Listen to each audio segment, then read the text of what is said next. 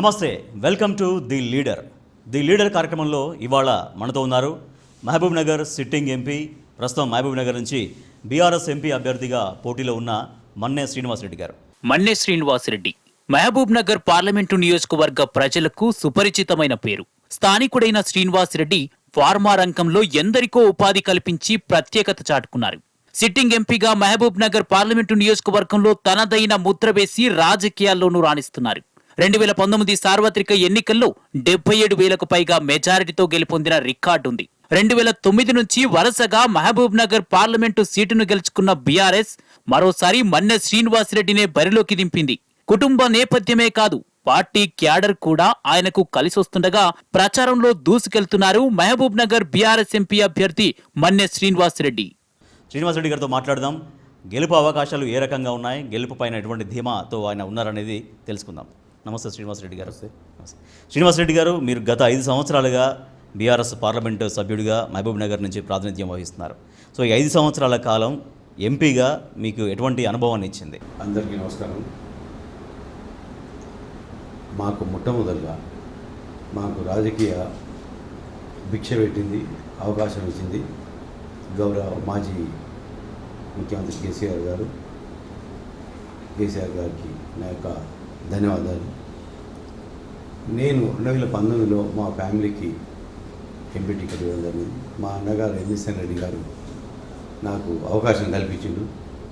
మేము 2019 ఎలక్షన్లో గెలిచి దాదాపు 79,000 మెజార్టీతో గెలిచి మేము ఈరోజు 5 సంవత్సరాలు కంప్లీట్గా ఈ ఎంపీ యొక్క కార్యక్రమాలు ప్రజలకు కానీ ప్రజలకు మామూలుగా ఏ సమస్యలు వచ్చినా మేము వారితో పాటు ఉండి అన్ని విధాలుగా ఈరోజు చూసినాం. కాబట్టి మళ్ళీ మాకు కేసీఆర్ గారు ఎంపీ టికెట్ ఇవ్వడం జరిగింది.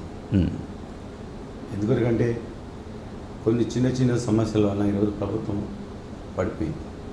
కానీ మాకు కేసీఆర్ గారు ఎంపీ టికెట్ ఇచ్చి మాకు కంపెనీలు ఉన్నాయి. మా అన్నయ్య గారు పెద్ద ఈరోజు ఇంటర్నేషనల్ దాదాపు వేరే దేశాల్లో కూడా కంపెనీస్ ఉన్నాయి, మనకు బిజినెస్ ఉన్నాయి. మా అన్నయ్య యొక్క ప్రోత్సాహం వల్ల, కేసీఆర్ గారి యొక్క ఆశీర్వాదం వల్ల మళ్ళీ ఎంపీ నేను నిలబడాలని సార్ నిలబడమన్నాడు. మేము ఖచ్చితంగా పోటీ చేసి మళ్ళీ గెలుస్తామని కూడా పక్కా నమ్మకం ఉన్నది. ఎందుకంటే కేసీఆర్ గారు చేసిన కార్యక్రమాలు మామూలు విషయాలు కావు. ఈరోజు పట్టణాలలో ఏమేమో మాట్లాడవచ్చు, కానీ ఈరోజు పల్లెలు పట్టణాలుగా మారిపోయినాయి. అవును. ఈరోజు పట్టణాలలో ఉండే సదుపాయాలు పల్లెల్లో అయినాయి. చాలామంది పల్లెల్లో వచ్చి ఇండ్లు కట్టుకుంటున్నారు. ఈ సమానంగా కేసీఆర్ గారి పుణ్యం వల్ల, కేసీఆర్ గారి యొక్క ఆలోచన విధానం వల్ల ఈరోజు ఒక ఫ్యాక్టరీ నిర్మాణము ఇలా ఒక వ్యవస్థాపకుడు ఫ్యాక్టరీ నిర్మించే వ్యవస్థాపకుడు ఫ్యాక్టరీని ఏ విధంగా నిర్మాణం చేస్తాడో తెలంగాణ ఆ విధంగా నిర్మాణం చేసిండు కేసీఆర్ గారు. ఏది నిజమా కాదా ప్రజలు గమనించాలి. ఇలా ఓకే, ప్రజలకు సంబంధించింది. ఇలా తెలంగాణ ప్రజలు ఏ విధంగా అన్యాయం అయ్యి ఆకలి చావులతోటి ఆత్మహత్యలు చేసుకొని పండించిన పంటలకు రేట్లు లేక, నీళ్లు లేక, పంటలు ఎండిపోయి ఈరోజు దౌర్భాగ్యమైన పరిస్థితి 2014 కంటే ముందు ఉంది. అటువంటివన్నీ ఆలోచన చేసుకొని కేసీఆర్ గారు ఉద్యమం తయారు చేసి ఒక విప్లవ నాయకునిలాగా ఈరోజు విప్లవం అంటే మన తెలంగాణకు స్వాతంత్రం 2014 నుంచి వచ్చింది. అంతకుముందు మన తెలంగాణలో ఉండే సంపదనంతా కొల్లగొట్టి ఏపీలో ఉపయోగం చేసుకున్నారు వాళ్ళు. ఈరోజు నిదర్శనాలు కార్యక్రమాలు ఇవన్నీ. అదేవిధంగా కేసీఆర్ గారి యొక్క మళ్ళీ మేము చేసిన పథకాలన్నీ పబ్లిక్ ముందు తీసుకుపోతాము. ఖచ్చితంగా మేము ఎంపీ టికెట్ పెద్ద మెజార్టీకి వెళ్ళబోతున్నాం. మీరు అంటున్నట్టు గత 10 సంవత్సరాల కాలంలో ప్రజలకు ఏం కావాలో పల్లెలు ఒక పట్టణాలుగా తీర్చిదిద్దడంలా కావచ్చు, లేకపోతే అన్ని మౌలిక వసతులు కల్పించడంలో కావచ్చు, ఇవన్నీ ఇచ్చినప్పటికీ కూడా మీరు చెప్పినట్టుగా సరే చిన్న ఏదో కారణాల వల్ల వాళ్ళ ప్రభుత్వంలో అధికారంలో లేకపోవచ్చు. బట్ ఇప్పుడు మీరు ఎంపీగా ప్రజల ముందుకు వెళ్తున్నప్పుడు ఏ అంశాలు వాళ్ళకి చెప్తున్నారు, ఎటువంటి ఎజెండాతో ముందుకు వెళ్తున్నారు, ఏ రకంగా ఓటు అడుగుతున్నారు? కేసీఆర్ గారే మా ఎజెండా. కేసీఆర్ గారే మా ఎజెండా, మా అన్ననే మా ఎజెండా, మా కంపెనీ మా ఎజెండా. గతంలో ఎంపీ అయినప్పుడు కనీసం మేము 500-600 ఉద్యోగాలు ఇప్పించాం. మా కంపెనీలో 500-600 ఉద్యోగాలు ఇప్పించాం. కానీ మేము పెద్ద హైలైట్ చేసి మేము ఉద్యోగాలు ఇప్పించామని పేపర్లు ఇప్పించుకోలేదు. మా అన్న ఇప్పించుకోడు, మేము కూడా వేసుకోము విషయం. Hmm. ఒకటే మీరు గుర్తుపెట్టుకోవాలి, ఇలా ప్రతి ఒక్క మానవుడు తెలంగాణలో కూడా లబ్ధి పొందినోడు లేడు. ఈరోజు 10 సంవత్సరాలు చాలా హ్యాపీగా ఉన్నారు వాళ్ళు. ఈరోజు ఎక్కడెక్కడో కనుమరుగైన పండుగలు ఈరోజు తెలంగాణ వ్యాప్తంగా చేసుకున్నారంటే ఇవాళ కేసీఆర్ గారి యొక్క పుణ్యం వల్ల ఆర్థిక పరిస్థితి, ప్రతి ఒక్కరి పరిస్థితి ఎదుగుదల ప్రతి ఒక్కరు బాగా ఇది మంచిగా దాదాపు లక్షాధికారులు అయినరు. ఈ విషయం నిజమా కాదా అని పబ్లిక్ ఇవాళ తెలిసిపోయింది. అందుకే ఈ ఎలక్షన్లో కూడా జనాలు ఏమనుకున్నారు, అసెంబ్లీ ఎలక్షన్లు అంటే కేసీఆర్ గారు ఉంటాడు ఖచ్చితంగా, కేసీఆర్ గారు సీఎం అవుతున్నాడు. ప్రతి ఒక్క మానవుడు నోట్లు అంటే ఇండస్ట్రియలిస్ట్ కూడా మామూలు జనాలు కూడా ఖచ్చితంగా కేసీఆర్ గారు సీఎం అవుతారు అనుకున్నారు. చిన్న చిన్న పొరపాట్ల వలన అదే అది తప్పదు. ఒకటి మీరు చూసుకోండి, ఆలోచన చేసుకోండి. ఈరోజు రూరల్ ఏరియాలలోనేమో మెజార్టీ రాలేదు, అదే సిటీలలో చూడండి మెజార్టీ ఏ విధంగా వచ్చిందో చూడండి. అవును. దాన్ని ఒక వ్యత్యాసాన్ని, దాని ఆలోచన మనం గమనించుకోవాలి. సో ఎందుకండి అంటే నిజంగా రూరల్లోనే నిజంగా ప్రజలు ఎక్కువగా డైరెక్ట్ బెనిఫిట్ ఎక్కువ పొందారు, కానీ రూరల్లో ఎందుకు అటువంటి తేడా జరగడానికి కారణం ఏంటి? అది ఒక విషయం ఏమైందంటే తెలంగాణ ప్రజల ఆర్థిక పరిస్థితి చాలా మెరుగుపడ్డది. ఈ పరిస్థితిలో కూడా ఆలోచన శక్తి కూడా వాళ్ళకి ఎక్కువైంది. అన్ని విధాలుగా ఆలోచన చేస్తున్నారు వాళ్ళు. ఈరోజు ఆలోచన శక్తి కల్పించినోడు మన కేసీఆర్ గారి. అందుకొరకు చిన్న చిన్న లోకల్ లీడర్స్ ఎఫెక్ట్స్ వలన ఈరోజు ఈ పరిస్థితి. అంతేమిటి కేసీఆర్ మీద కోపం కాదు ఇది. కేసీఆర్ గారే మళ్ళీ ముఖ్యమంత్రి అవుతాడు. ఆ కార్యక్రమం ఇప్పుడు ఏమవుతుంది, మళ్ళీ ఎంపీ ఎలక్షన్ వచ్చేవరకంటే ఏదైతే కాంగ్రెస్ ప్రభుత్వం ఇచ్చిన హామీలన్నీ ఒక్కటి కూడా నెరవేర్చడం లేదు. అమలు కాని హామీలు ఇచ్చి ఈరోజు ఏదో 15th ఆగస్టుకి ఇస్తా, అప్పుడు ఇస్తా అని చెప్పి బొంగుతున్నారు. రుణమాఫీ కానీ ప్రతి దాంట్లో కూడా ఇవాళ ఒక రేపు వెళ్ళినని దాటవేస్తుంటారు. ఎంపీ ఎలక్షన్ అయినా అది కూడా చూస్తే మొత్తం ఖాళీ అయిపోతుంది. అది పక్కా ఇది ఏ పథకం కూడా ఖచ్చితంగా ఇంప్లిమెంటేషన్ చేయరు. 100% కరెక్ట్. సో ఈ 100-120 రోజుల కాంగ్రెస్ ప్రభుత్వ పరిపాలనలో ఏం రిఫ్లెక్ట్ అవుతున్నాయి అంటే ప్రజల నుంచి మీకు వస్తున్నటువంటి ఫీడ్బ్యాక్ ఏంటి? ఎగ్జాక్ట్గా ప్రజల అవసరాలు తీర్చడంలో, ప్రజలకు సౌకర్యాలు కల్పించడంలో, ప్రజలకు ఇచ్చినటువంటి హామీలు నిలబెట్టుకోవడం విషయంలో ప్రజల నుంచి మీకు వస్తున్నటువంటి ఫీడ్బ్యాక్ ఎగ్జాక్ట్గా ఏంటి? 100% ఈరోజు అయ్యో ఇంత పాపం ఇంత పని అయింది అని మేము అనుకోలేదు, కేసీఆర్ గారే ముఖ్యమంత్రి అవుతాడు అనుకున్నాము. కానీ ఈరోజు ఈ పరిస్థితి అరేమైనా చిన్న పొరపాట్ల వలన మనము కేసీఆర్ గారిని ఈరోజు ఓడుకున్నాము. ఖచ్చితంగా ఎంపీ ఎలక్షన్లో మళ్ళీ కేసీఆర్ గారినే తీసుకురావాలి. మళ్ళీ కేసీఆర్కు మనం ఒక రిలాక్సేషన్ కల్పించాలి. ఈరోజు బాధలు ఉన్నాడు, ఖచ్చితంగా మళ్ళీ సంతోషం పెట్టాలి కేసీఆర్ గారిని. అని ఖచ్చితంగా ప్రతి ఒక్కరు పల్లెటూర్లలో, మెయిన్ పల్లెటూర్లలో ఈరోజు బాగా రియలైజ్ అవుతున్నారు. ఖచ్చితంగా ఎంపీ ఎలక్షన్లు మాత్రం ఊహకందని విధంగా ఈరోజు ఊర్లలో చాలా ఇవాళ కసితోటి ఉన్నారు జనాలు. కాంగ్రెస్ ఇలా మోసం చేసింది, బీజేపీ ప్రభుత్వం మనకేం చేసింది లేదు, ఏ ప్రాజెక్టు కూడా నిధులు ఇవ్వడం లేదు. ఇవాళ ఏ ప్రాజెక్టు కడితే ఏ ప్రాజెక్టు కూడా జాతీయ హోదా ఇవ్వలేదు. అదేవిధంగా ఇవాళ అదే ఏపీ ప్రభుత్వానికి పోలవరం ప్రాజెక్టు జాతీయ హోదా ఇవ్వడం జరిగింది. అదేవిధంగా కర్ణాటకలో అప్పర్ భద్రకు కూడా 35,000 కోట్లు ఇవ్వడం జరిగింది. మన తెలంగాణ ఈరోజు భారతదేశంలో ఉన్నదా లేదా? ఇంత విపక్ష బీజేపీ ఇలా తెలంగాణ పైన ఈ కేసీఆర్ గారి యొక్క ఫలితాల వలన ఇక మాకు బీజేపీ అక్కడ తెలంగాణలో స్థానం లేకూడదు అనే ఉద్దేశంగా ఎటువంటి ఇబ్బందులు పనిచేశారు. మరి ఎందుకు కేంద్రం నుంచి రాష్ట్రం మీద పూర్తిగా వివక్ష చూపించినప్పటికీ, కేంద్రం నుంచి రావాల్సినటువంటి అంశాలు ఏవి రాకపోయినప్పటికీ బీజేపీ మేము ఇక్కడ ఎక్కువ స్థానాలు గెలుస్తాం, ఖచ్చితంగా సెంట్రల్లో మళ్ళీ బీజేపీ ఘన విజయం సాధించబోతుందో, తెలంగాణ నుంచి కూడా మెజారిటీ సీట్లు గెలుస్తాం అనేది ఎట్లా చెప్తుంది బీజేపీ? బీజేపీ ఎవరు వాళ్ళు చెప్పుకుంటే తప్పు కాదు అది, కానీ అది వాళ్ళది ఊహాజనితమే. ఎందుకంటే వాళ్ళు తెలంగాణలో చేసింది లేదు, గొప్ప అభివృద్ధి కార్యక్రమాలు చేసింది లేదు. ఈరోజు ఓడిపోయినప్పుడు కనిపించారు, ఇప్పుడు మళ్ళీ కనిపిస్తున్నారు వాళ్ళు.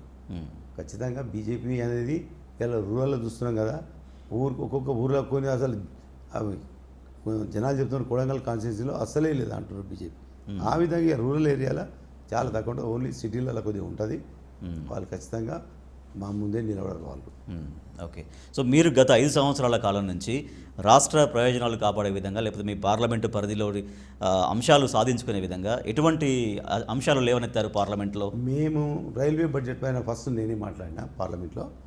ఏదైతే మనకు ఫెసిలిటీస్ ఇలా రైల్వేస్ స్టేషన్స్ ఇన్ఫ్రాస్ట్రక్చర్ విషయంలో కానీ, అదేవిధంగా రైల్వే ఏదైతే గ్రామాల దగ్గర ఉండే రైల్వే లైన్లో కూడా అక్కడ ఫెసిలిటీస్, ఓవర్ బ్రిడ్జ్ కావాలన్నా, అండర్ బ్రిడ్జ్ కావాలన్నా, ఇటువంటి కార్యక్రమాల వల్ల రైల్వేస్ పైన, అదేవిధంగా డబ్లింగ్ విషయంలో కూడా, అదేవిధంగా ఏదైతే పవర్ ఫెసిలిటీ ఆ విషయంలో కూడా మేము చేసి మా పీరియడ్లో కంప్లీట్ చేయడం జరిగింది.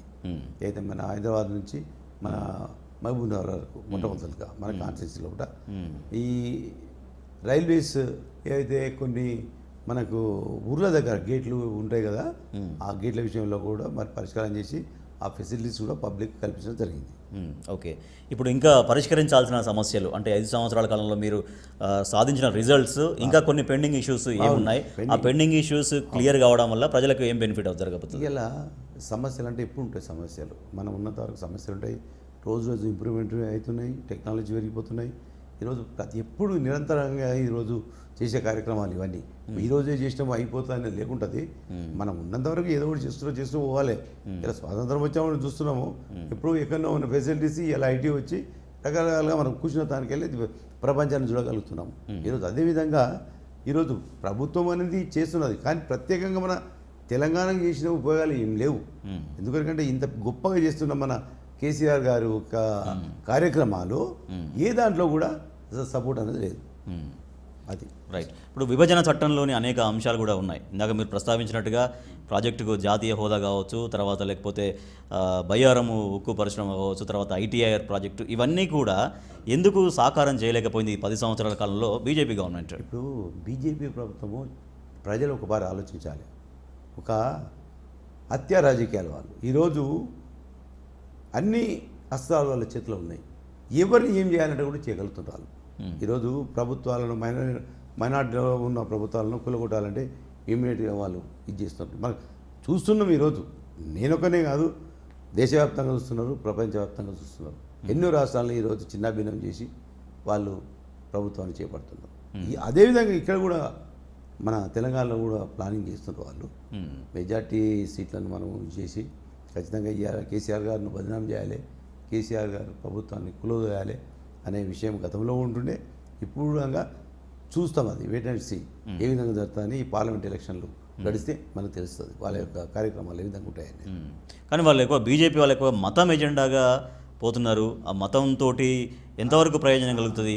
ఇప్పుడు బీజేపీ వాళ్ళు గత ఎలక్షన్లో కూడా పుల్వామా సర్జికల్ స్ట్రైక్, ఈరోజు కాశ్మీర్ ఏరియాలో అభినవ్ అని చెప్పి సోల్జర్ని వాడిని అరెస్ట్ చేసి మళ్ళీ విడిపించుకొని ఇదంతా సినిమా చూపించానండి ప్రజలకు.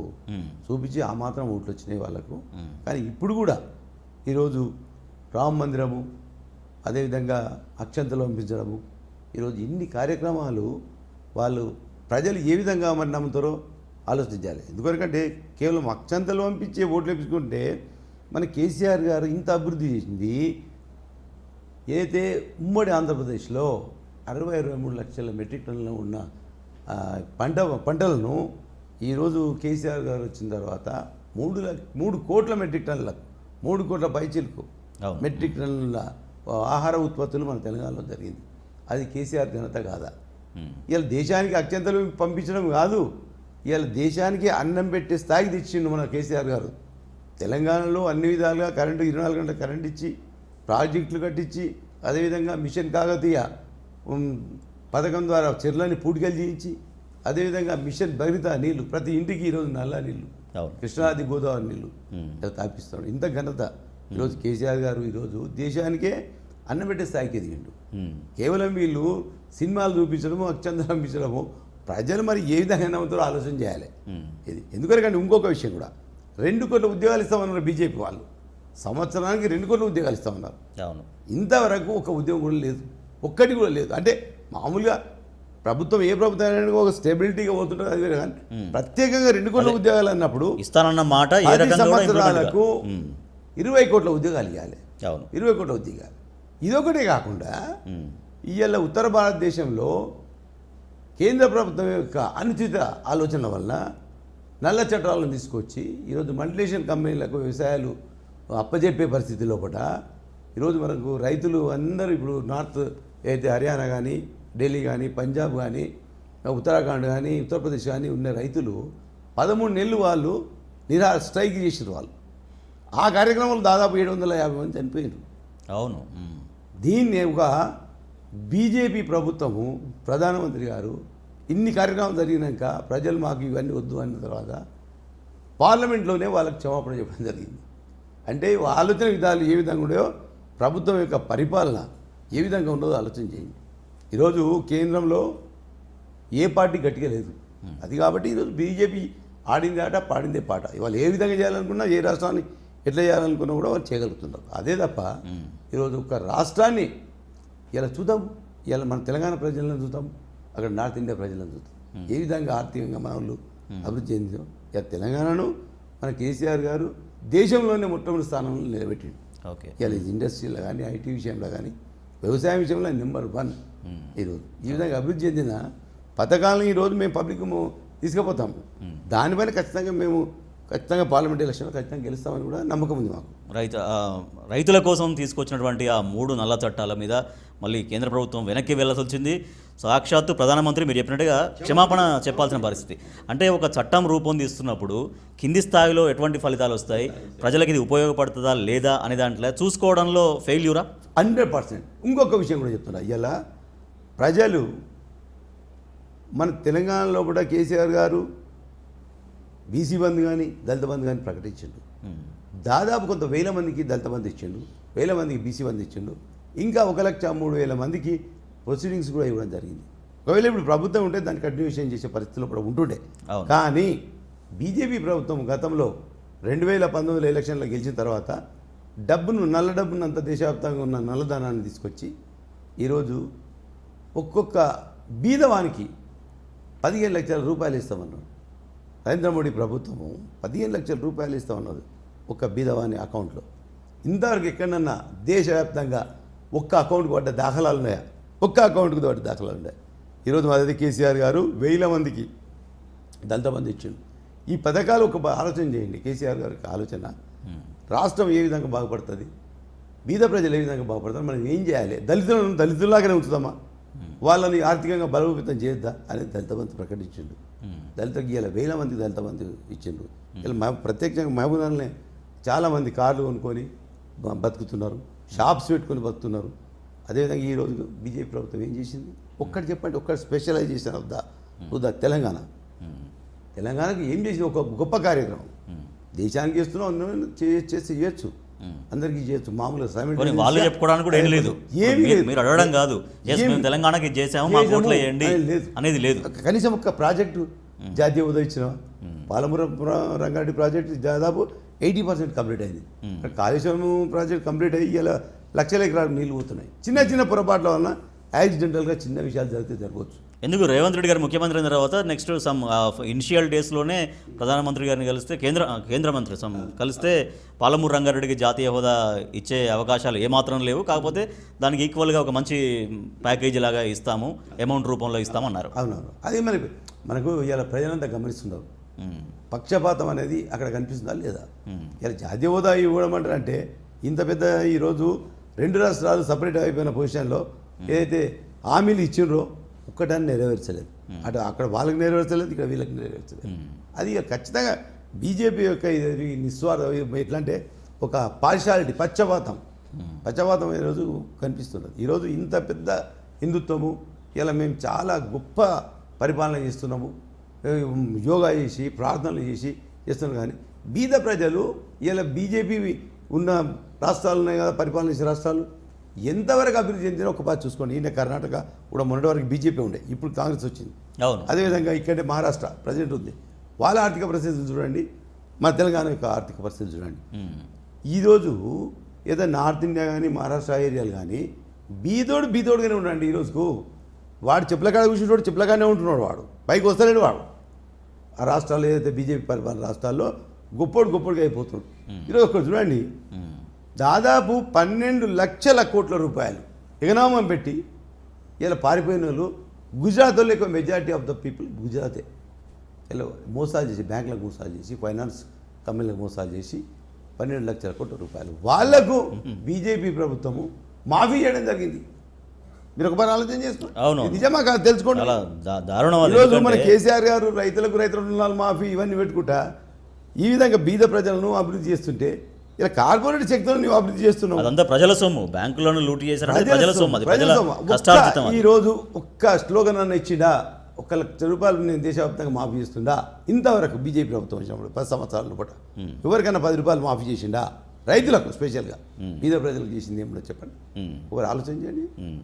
రైట్. ఇక్కడ మరి మీకు ప్రత్యర్థిగా బీజేపీ నుంచి డీకేఆర్ ఉన్నారు. Yes. సో ఏం చెప్తారు ప్రజలకు, ఏం చెప్తారు? ఇందాక మీరు ఎన్ని ప్రస్తావిస్తున్నట్టుగా ఇప్పుడు ఏం చేసాం, తెలంగాణకి ఏం చేసాం, బీజేపీ వాళ్ళకి కానీ కాంగ్రెస్ వాళ్ళకి కానీ ప్రజలు గమనిస్తున్నారు. ఈరోజు బీజేపీ మనకి ఏం చేసింది, కాంగ్రెస్ ఏం చేసింది, కేవలం దేవునికి అక్షంతలు పంపించి రామ మందిరం కట్టేంత మాత్రంలో ఇలా దేశవ్యాప్తంగా ఉన్న ఎవరైనా ఇంతవరకు ఇలా మన మాజీ ముఖ్యమంత్రి గారు కేసీఆర్ గారు యాదాద్రి టెంపుల్ కట్టినండి, దాన్ని రాజకీయం చేసిన ఒక్క రోజున రాజకీయం చేసిన అస్సలు ఇది కామన్ కదా. ఇది ఇప్పుడు మందిరాలు కడతారు, పూజలు చేస్తారు, కానీ బీద ప్రజలకు అన్నమైతే పెట్టరు కదా. ఇలా కేసీఆర్ గారు దేశవ్యాప్తంగా ఈరోజు సప్లై చేస్తున్నాడు. 3 కోట్ల మెట్రిక్ టన్నుల ధాన్యాన్ని పండిస్తున్నారు. ఇలా ఎక్కడ చూసినా సస్యశ్యామలం కేసీఆర్ గారి యొక్క పరిపాలన, కనుచూపు నేల ఎక్కడ చూసినా పండుగ వాతావరణం లోపల ఊర్లలో రకరకాల పండుగలు వస్తుంటాయి. ఎవరు కానీ ఈరోజు ఇలా డబ్బులు లేని పరిస్థితిలో ఉంటుండే. ఇలా ప్రతి ఒక్క దగ్గర, ప్రతి రైతు దగ్గర ఇలా లక్షల రూపాయలు అయింది. మన తెలంగాణ కేసీఆర్ గారి యొక్క పరిపాలన లోపల ఖచ్చితంగా మన కేసీఆర్ గారు మళ్ళీ వాళ్ళు రియలైజ్ అవుతారు బాగా జనాలు. ఖచ్చితంగా ఇప్పుడు మళ్ళీ ఎలక్షన్లో కేసీఆర్ గారికి ఓటేస్తారు. ఖచ్చితంగా మేము ఎంపీ స్థానాలు కంప్లీట్గా 16 స్థానాలకు గెలుస్తామని నేను చెప్తున్నా. కానీ ముఖ్యమంత్రి ఇక్కడ ఉమ్మడి జిల్లా నుంచి ఉమ్మడి మహబూబ్నగర్ ముఖ్యమంత్రి గారు ఏం మాట్లాడుతున్నారో మీరు ఆలోచన చేసుకోండి. అదే అనబోతున్నాను. మరి మీరు ఇంత ఉందని చెప్తున్నారు, బట్ మేము ఇది మా ఎన్నికలు ఈసారి మాకు రెఫరెండం, మా 100 రోజుల పరిపాలనగా లేకపోతే 120 రోజుల పరిపాలనగా రెఫరెండం మొత్తం 14-15 సీట్లు గెలుస్తామని ఉండొచ్చు, వాళ్ళ ఒపీనియన్ ఉండొచ్చు. ఇవాళ ప్రజలు నీవు ఇచ్చిన మాట ఏంది, ఈరోజు ప్రజాక్షేత్రానికి పోతే నీవు వాళ్ళు అడిగే ప్రశ్నలకు జవాబు లేదు నీ దగ్గర, నీకు చెమటలు పడుతున్నాయి. ఈరోజు నువ్వు ఇచ్చిన పథకాలు సాధ్యం కాని పథకాలు ఇచ్చినావు. ఈరోజు నువ్వు 2000 పెన్షన్ ఉన్నదాన్ని 4000 ఇస్తున్నావు. అదేవిధంగా రైతులకు 500 రూపాయలు బోనస్ ఇస్తున్నావు. బోనస్ ఎప్పుడు ఇస్తున్నాడు? ఖరీఫ్కే ఇస్తున్నాడు. ఇప్పుడు ఈ రబీ కాదు, ఖరీఫ్కే ఇస్తున్నాడు. అది లేదు. ఈరోజు ఆడపిల్లలు కళ్యాణ లక్ష్మి ఇస్తున్న మన తెలంగాణ ప్రభుత్వం, దాంతోపాటు తులం బంగారం ఇస్తున్నాడు. ఏడ ఉండదు, గ్యాస్ ఏడ ఉండదు, ఏడొచ్చింది ఇంతవరకు ఎవరికి లేదు. ఇక కరెంట్ మాఫీ లేదు ఇంతవరకు ఎవరికి. కరెక్ట్. ఇక అదేవిధంగా ప్రతి ఇంట్లో ఉన్న ఆడపిల్లకు కళ్యాణ మహాలక్ష్మి స్కీమ్ ద్వారా 2500 రూపాయలు ఇస్తున్నాడు. ఇంతవరకు పతా లేదు. 2 లక్షల రూపాయలు అయితే నువ్వు ఇవ్వవు. 100% 2 లక్షల రుణమాఫీ మాత్రం నీ నుంచి కానే కదా. అది ఆ విషయం 100% అందరికీ లోకానికి తెలిసిపోతున్నది. మరి మేము ఫ్రీ బస్సు పెట్టినాం, మహిళలకి చాలా బాగా ప్రయాణం చేస్తున్నారు. ఫ్రీ బస్ వలన వాళ్ళు మండల హెడ్ క్వార్టర్లో కార్యక్రమాలు ఏమైనా కూరగాయలు మంచి చెడు కొనడానికి పోయేది ఫ్రీ బస్ అని చెప్పి హైదరాబాద్ పోతున్నారు వాళ్ళు. తిరిగి ఇటువంటి డిస్ప్యూట్స్ వలన భార్యాభర్తలకు పంచాయతీలు పుడుతున్నాయి. ఇనవా అటువంటి పరిస్థితి లేవట. ఫ్రీ బస్ వలన ఇవాళ బస్సుకు 10 రూపాయలు పెట్టుకోనికి శక్తి లేదు ఆ జనాలకు. ఈ బస్సులకు ఇవాళ ఖాళీ తిరుగుతున్నాయి కాబట్టి ఇవి అడిగేది చేయలేదు కాబట్టి బస్సులో ఒకటి మీరు పెట్టేసిండ్రు అంతే. అదేవిధంగా ఇవాళ పార్టీలు కూడా ఇవాళ రివర్స్ అవుతున్నారు. వచ్చే ఎలక్షన్లు ఖచ్చితంగా అది కనిపిస్తుంది మీకు. ఓకే. ఇప్పుడు రైతులు కూడా ఎంత ఇబ్బంది పడుతున్నారు మీ దృష్టికి వచ్చినటువంటి అంశాలు? ఎందుకంటే కొనుగోలు కేంద్రాల దగ్గర సరిగా కొనుగోలు జరగట్లేదు అనేది రైతులు పాపం ధాన్యం తడిసి ముద్దయిపోయి ఆవేదన వ్యక్తం చేస్తున్నారు. కొన్న చోట మాత్రం కనీసం మినిమం గిట్టుబాటు ధర లేకుండా ఒక 400-500 రూపాయలకు నష్టంకి అమ్ముకుంటున్నారని ఇవన్నీ రకరకాల రైతులను పట్టించుకునే నాతుడే లేడు. ఇప్పుడు ఈ కాంగ్రెస్ గవర్నమెంట్లో రైతులు ఏమాత్రం ఒక నాయకుడు మాట్లాడిండు, రైతు బంధు గురించి మాట్లాడితే చెప్పుతోటి కొడతా అంటే ఇప్పుడే ఈ 4 నెలలనే ఎంత తేడా వచ్చిందో ఆలోచన చేయండి. ఇవాళ నువ్వు రైతులను చెప్పుతోటి కొడతామంటే దేశానికి అన్నం పెట్టే రైతులు వాళ్ళు, దేశానికి అన్నం పెట్టే వాళ్ళనే నీ విధంగా మాట్లాడుతున్నావు అంటే ఏంది? ఇవన్నీ శాశ్వతం కాదు కదా. మళ్ళీ కూడా ఖచ్చితంగా మళ్ళీ నెక్స్ట్ బీఆర్ఎస్ ప్రభుత్వం వస్తుంది. ఖచ్చితంగా ప్రజలకు న్యాయం చేస్తుంది. ప్రజలు ఇవాళ బీఆర్ఎస్ ప్రభుత్వంలో హ్యాపీగా ఉన్నారు, సుఖ సంతోషాలతో ఉన్న ఒక స్వర్ణయుగం లాగా తలపించింది తెలంగాణ వ్యాప్తంగా. ఎటు చూసిన పంటలు, విచిత్రమైన అభివృద్ధి కార్యక్రమాలు. ఈరోజు చిన్న లోకల్ లీడర్స్ పొరపాటు వల్ల ఇవాళ బీఆర్ఎస్ ప్రభుత్వం ఓడిపోవడం జరిగింది. ఏం మాత్రము ఈరోజు ప్రజలపైన ప్రేమ లేదు కాంగ్రెస్కు. మాటలు చెప్పింది కానీ వాళ్ళకి ఈరోజు చెమటలు పడుతున్నాయి, ఇంప్లిమెంటేషన్లో చెమటలు పడుతున్నాయి. ఇటువంటి కార్యక్రమాల వల్లనే ఈరోజు మన గౌరవ ముఖ్యమంత్రి గారు మహబూబ్ నగర్కు ఇన్ఛార్జ్గా ఉన్న నాయకుడు, చేవెళ్లకు ఉన్న ఇన్ఛార్జ్గా ఉన్న నాయకుడు ఈరోజు ఎక్కడో పోయిండు. ఆయన ఎవరినో మామూలులకు అప్పచెప్పి ఈరోజు తప్పించుకున్నాడు. ఎందుకు కారణం ఏంటి ఏమనుకుంటున్నారు? ఖచ్చితంగా ఈరోజు రియలైజ్ అవుతున్నారు జనాలు. మేము ఇచ్చిన హామీలు ఒకటి కూడా ఇంప్లిమెంటేషన్ లేదు. గతంలో హ్యాపీగా ఉన్నారు. ఇది మనం పోతే క్షేత్రస్థాయికి పోతే క్వశ్చన్స్ ఉంటాయి, వాళ్ళు ప్రశ్నలు వేస్తుంటారు, మన దగ్గర జవాబులు లేవు. ఖచ్చితంగా ఈరోజు అడగనికి రెడీ ఉన్నారు. ఆ భయం ఉడికొచ్చే ఈరోజు రేవంత్ రెడ్డి గారు ఏదేదో మాట్లాడుతున్నాడు. నేను కావద్దా చేయొద్దా, ఎవరు కాదన్నారు ఆయన. నేను ఇలా ముఖ్యమంత్రి చేయి, అన్ని ఇంప్లిమెంటేషన్ చేయి ఖచ్చితంగా. ఎక్కడ ప్రజల్లో కూడా నమ్మకం పోయింది. నిన్ను 100 రోజుల్లో కంప్లీట్ చేస్తున్నావు, ఇలా 4 నెలలు అవుతుంది, 4 నెలలు వస్తుంది. ఓకే, ఏ ఒక్కటి కూడా కరెక్ట్ ఇంప్లిమెంటేషన్ లేదు.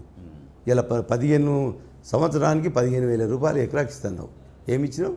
అదే కేసీఆర్ అన్నదే 5,000 రూపాయలు ఇచ్చినావు. అది కూడా పూర్తిగా కాదు, కొంతమందికి పడే, కొంతమందికి వాళ్ళే. అది కూడా పూర్తిగా వాళ్ళే. ఎందుకు ప్రభుత్వం దగ్గర లెక్క లేకనా, దేనికండి కారణం ఏంటి? అది ఇంటర్నల్ అడ్మినిస్ట్రేషన్ వాళ్ళది. ఆల్రెడీ మనం కేసీఆర్ గారు పోయే ముందు అలాట్మెంట్ చేసిపోయిండ్రు. దాదాపు 7,500 కోట్లు ఇవాళ రైతు బంధు కొరకు పెట్టిపోయిన డబ్బులు వాళ్ళ అడ్మినిస్ట్రేటివ్లో ఆ తేడాలు ఉండొచ్చు. అది ఏం జరుగుతుందో నెక్స్ట్ అదే బయటపడుతుంది. ఓకే, పాలమూరు జిల్లా అంటే తెలంగాణలో కాదు, ఒకప్పుడు ఉమ్మడి ఆంధ్రప్రదేశ్ ఉన్నప్పుడు కూడా పూర్తిగా కరువు జిల్లా, వలసల జిల్లా. అటువంటి జిల్లాని మీ 10 సంవత్సరాల బీఆర్ఎస్ పరిపాలనలో ఎంతవరకు సస్యశ్యామలం చేయగలిగారు? సరే, ఓటమికి కారణాలు ఏమైనా ఉండొచ్చు, బట్ ప్రజల మదిలో, ప్రజల ఆలోచనలో ఈ ఫలితాలు అవన్నీ ఎట్లా ఉన్నాయి?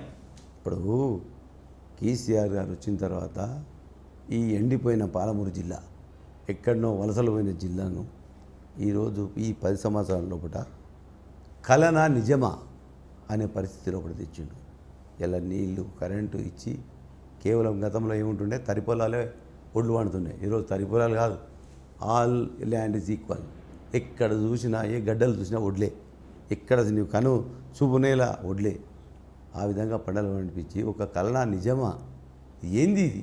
ఇలా రైతులే ఆశ్చర్యపోయే విధంగా పంటలు పండించి ఇలా లక్షల కోట్ల ధాన్యాన్ని పండించి ఇలా దేశానికి అన్నం పెట్టే స్థాయికి ఒక విచిత్రమైన కార్యక్రమాలు చేసి ఊహకందని విధంగా అది ఏంది? ముఖ్యమంత్రి గారి యొక్క ప్రేమ, ప్రజలను, తెలంగాణ ప్రజలను ఈ విధంగా ఆత్మహత్యలు చేసుకొని ఇక్కడ వలసలు పోయిన జిల్లాగా ఉన్న మహబూబ్నగర్ నుంచి పార్లమెంటు స్థానంగా నేను గెలిచినప్పుడే తెలంగాణ సాధించిన. ఖచ్చితంగా తెలంగాణ వ్యాప్తంగా స్పెషల్గా మహబూబ్నగర్ కూడా చేయడం జరిగింది. ఇటువంటి కార్యక్రమాలు చేసినప్పుడు ఇలా ప్రజలు రియలైజ్ అవుతున్నారు, అయ్యో మనం కేసీఆర్ని ఓటుకుంటాం కదా అనే కార్యక్రమాలు ఖచ్చితంగా ఈరోజు ఒక నిశ్శబ్దంగా ఇవాళ పబ్లిక్ అందరూ వెయిట్ చేస్తున్నారు కేసీఆర్ గారిని మళ్ళీ ఎప్పుడు తెచ్చుకోవాలని. అంటే మీ పార్లమెంటు పరిధిలో మీ పార్టీ ఎక్కడ అధికారంలో లేదు ఇక్కడ, అయినా కూడా ప్రజలే అల్టిమేట్ అనేటువంటి కోణంలో మీరు ఎట్లా పోతున్నారు? అంటే నాయకులు, ఎమ్మెల్యేలుగా అక్కర్లేకపోయినా కూడా ఇవాళ మేము ఒకటే, గతంలో 2019లో మాకు టికెట్ ఇవ్వడం జరిగింది. నేను ఒకవేళ ఫీల్డ్లో లేకపోతే జనాలు ఏమంటారు, అప్పుడు మంచిగా ఉన్నప్పుడు వచ్చారు, ఇప్పుడు చెడ్డ ఉన్నప్పుడు పారిపోయినారు. ఆ పేరు తెచ్చుకోదలుచుకోలేము మేము. ఖచ్చితంగా మేము గెలుస్తామనే నమ్మకంతో ఉన్నాం. కేసీఆర్ గారు ఖచ్చితంగా చేసిన కార్యక్రమాలన్నీ మళ్ళీ ప్రజలకు ఒక కళలాగా కనిపిస్తున్నాయి. అయ్యో, ఈ గతంలో మనకి ఎంత పంట ఉంటుంది, ఏం సంగతి. ఇలా కరెంటు సక్రమంగా లేక మోటార్లు కాలిపోతున్నాయి. ఇంతకుముందు వైండింగ్ చేసి ఏ మోటార్లు అని తాళాలు వేసిండ్రు, ఈరోజు మొత్తం ఓపెన్ చేసిండ్రు. అది కాంగ్రెస్ యొక్క వైఫల్యం కాదా? ఈరోజు కరెంటు లో వోల్టేజ్ వచ్చి మొత్తం మోటార్లు కాలిపోతున్నాయి చాలా మాత్రం. అదేవిధంగా నీళ్లు లేక, కరెంటు సరిగా లేక చేనులు ఎండిపోతున్నాయి. ఈరోజు ప్రజలు బాగా కోపంతో ఉన్నారు. రైతు బంధు పడక, రైతు బీమా పడక, కానీ ఏ ఒక్కటి కూడా వాళ్ళకి ఈరోజు అందుబాటుకు వస్తలేదు. అందుకొరకు ఖచ్చితంగా మళ్ళీ కేసీఆర్ అనేది తెచ్చుకోవాలి. కేసీఆర్ ఉంటేనే మేము బాగుపడతామనే ఉద్దేశంతో ప్రజలు ఉన్నారు. ఖచ్చితంగా ఇప్పుడు పార్లమెంట్ ఎలక్షన్లో ఆ రిజల్ట్ మనకు కనిపిస్తుంది. తెలంగాణకు గలం, దళం, బలం బీఆర్ఎస్ అనేది మీ పార్టీ అగ్ర నాయకత్వం చెప్తుంది. అవును. సో ఎందుకు పార్లమెంట్లో, ఢిల్లీలో తెలంగాణ అంశాలు ఒక్క విషయం చెప్తున్నా, నేను మాట్లాడాలంటే మీరే ఎందుకు? ఒక్క విషయం చెప్తున్నా, ఈరోజు తెలంగాణ ఆత్మహత్యలు ఏదైతే కరువు ప్రాంతంగా ఉన్న తెలంగాణను చూసి కేసీఆర్ గారు ఒక విప్లవ నాయకుడిగా సాధించిన తెలంగాణ ఇది ఒక రాజకీయ పార్టీ కాదు. తెలంగాణ ప్రజల కొరకు తెలంగాణ ఏ విధంగా అభివృద్ధి చేయాలి అనే ఉద్దేశంతో తెచ్చిన పార్టీ ఇది. 17వ లోక్సభలో 9 మంది ఎంపీలు బీఆర్ఎస్ వాళ్ళు, అదేవిధంగా 4 బీజేపీ, 3 కాంగ్రెస్. ఒక్కరోజు కూడా తెలంగాణ గురించి మాట్లాడే దాఖలాలు ఏమో మీరు రికార్డు తీసుకోండి.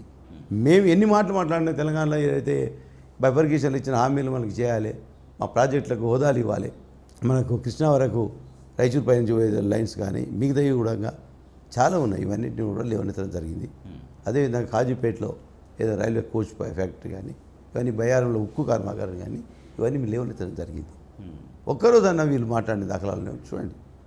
లేదు. ఖచ్చితంగా మనకు తెలంగాణ అభివృద్ధి కావాలంటే ఖచ్చితంగా మన తెలంగాణ బీఆర్ఎస్ నాయకులు, ఎంపీలు ఖచ్చితంగా అవసరం తెలంగాణ అభివృద్ధి చేసుకోవాలి. ప్రతి పార్లమెంటు సమావేశాలకు ముందు కేసీఆర్ గారితో మీకు మీటింగ్ అవుతుంటారు. సో వారి గైడెన్స్ ఎట్లా ఉంటుంది, వారి దిశానిర్దేశం? దానివల్లనే మీ ఈ 5 సంవత్సరాలు కేసీఆర్ గారి యొక్క సలహాల వల్లే మేము ఇవన్నీ లేవనెత్తడం జరిగింది. జిఎస్టీ పైన కానీ మనకు సరైన వాటర్ రాకపోవడం, ఐజిఎస్టీ కూడా అన్ని రకరకాలుగా ఉన్న ఈరోజు ఆర్థిక వనరులు సమీకరించడం. ఒక్కొక్క విషయం చెప్తున్నా మీకు. ఇలా బీజేపీ ప్రభుత్వం కేంద్రంలో ఉన్నది, దేశవ్యాప్తంగా ఉన్న రాష్ట్రాలతో పాటు మన తెలంగాణ కూడా సమానం. ఇలా తెలంగాణ లోపల కేసీఆర్ గారి యొక్క పరిపాలన విధానం వల్ల, ఈ పథకాల వలన ఈరోజు రైతులు ఈ విధంగా అభివృద్ధి చెంది లక్షల కోట్లు కాదు, ఇలా దాదాపు 60 లక్షల కోట్ల మెట్రిక్ టన్నులు గతంలో ఉండే, ఇలా 3 కోట్ల మెట్రిక్ టన్నులకు వెళ్ళిపోయింది. ఇటువంటి పరిస్థితి లోపల కేంద్రమే ఆశ్చర్యపోయింది, ఇంత పంట మీ దగ్గర ఏ విధంగా వస్తుంది అంటే. మేము ఒకటే చెప్పినాం, మీకు వెహికల్స్ కానీ హెలికాప్టర్ కానీ మీకు అన్ని సదుపాయాలు ఇప్పిస్తాము. ఒకసారి వచ్చి మీ బృందం మంది వచ్చి మీ కేంద్ర ప్రభుత్వం యొక్క బృందం పంపించండి, తెలంగాణ వ్యాప్తంగా మొత్తం చూడండి, ఎన్ని పంట పొలాల్లో ఎన్ని ఎకరాల్లో వ్యవసాయం జరిగింది, ఎంత అభివృద్ధి చెందుతున్నదో. ఈ విధంగా వచ్చిన పంటను మన తెలంగాణ కాదు ఎఫ్సిఐ కూడా కొనాలని చెప్పి మేము రిక్వెస్ట్ చేయడం జరిగింది. రిక్వెస్ట్ చేయడం అంటే ఏదైతే ఆ పౌర సరఫరాల ఆహార శాఖల మంత్రి పీయూష్ గోయల్ గారి దగ్గరికి మేమందరం పోయినాం, మంత్రులు మేము ఎంపీలం అందరం పోయినాం. కేటీఆర్ గారు కూడా వచ్చినప్పుడు, నిరంజన్ రెడ్డి వచ్చిండు, అదేవిధంగా గంగుల కమలాకర్ వచ్చిండు, ప్రశాంత్ రెడ్డి వచ్చిండు, వీళ్ళతో పాటు మా ఎంపీలం అందరం పోయినాం. పోతే పీయూష్ గోయల్ గారు ఏం మాట్లాడిందంటే, ఏవైతే మంచి ఇరుగని బియ్యం ఉంటాయో అవి పంపించండి మాకు, మేము నూకల బియ్యం మేము తీసుకోము అంటే. ఈ నూకలు మేము ఏం చేయాలి మరి అంటే మేము అడిగితే, మీ తెలంగాణ ప్రజలకు పెట్టండి, మీ తెలంగాణ ప్రజలకు తినిపియండి, మేము మాకు అవసరం లేదు, కానీ మీ ఓట్లు మాత్రం మాకు అవసరము. మరి ఈ ఎలక్షన్లో అటువంటి నాయకులకు ఏ విధంగా ఓట్లు ఇస్తారో ఒకవారి ప్రజలు గమనిస్తున్నారు. ఖచ్చితంగా ఇష్యూని మేము ప్రజల్లో కూడా తీసుకుపోతాము. తెలంగాణ పైన ఎంత వివక్ష ఉన్నదో ఒకవారి అర్థం చేసుకోవాలి. ప్రజల గురించి వాళ్ళు ఏమాత్రమో ఆలోచన చేయరు. సినిమాలు చూపించడము, ఓటు దండుకోవడం తప్ప వేరే ఏం లేదు.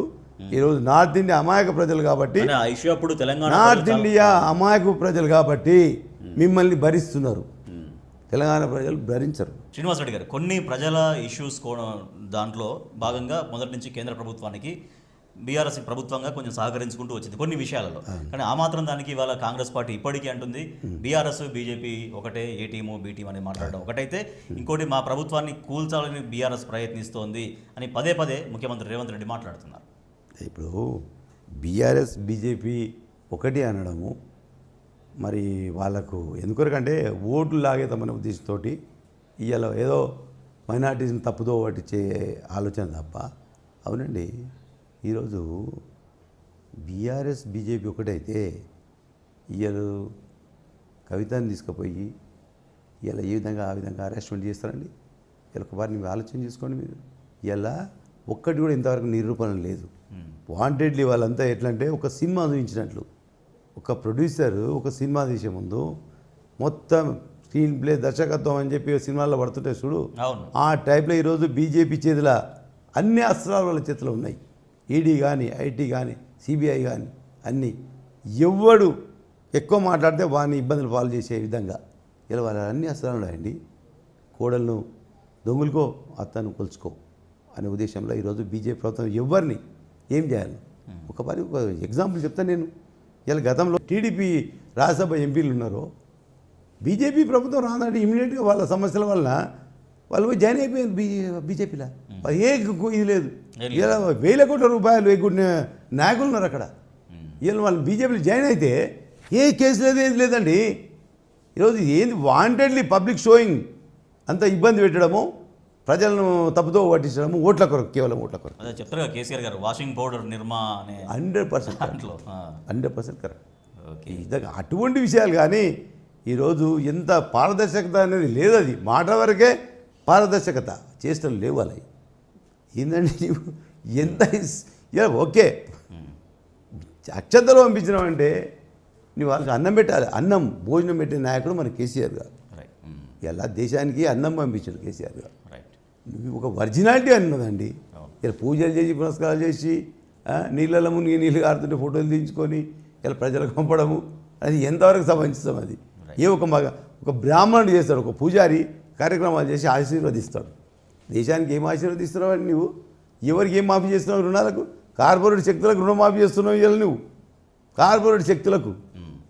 రైట్. ఇవాళ బీఆర్ఎస్ ఎంపీలుగా అధిక సంఖ్యలో పార్లమెంట్లో ఉంటే అటు కేంద్రం నుంచి రాష్ట్రానికి రావాల్సిన విషయంలో ఫైట్ ఎట్లా చేస్తారు, దాంతోపాటుగా ఎంపీలుగా ఉండి ఇక్కడ రాష్ట్ర ప్రభుత్వం పైన ఇక్కడ లోకల్ లీడర్షిప్తో కలిసి హామీల అమలు కోసం ప్రజలకు ఇచ్చిన మాట నిలబెట్టుకోవడం కోసం ఎటువంటి ప్రెజర్స్ చేసే అవకాశం ఉంటుంది? ఈరోజు తెలంగాణ తెచ్చిందే బీఆర్ఎస్ పార్టీ.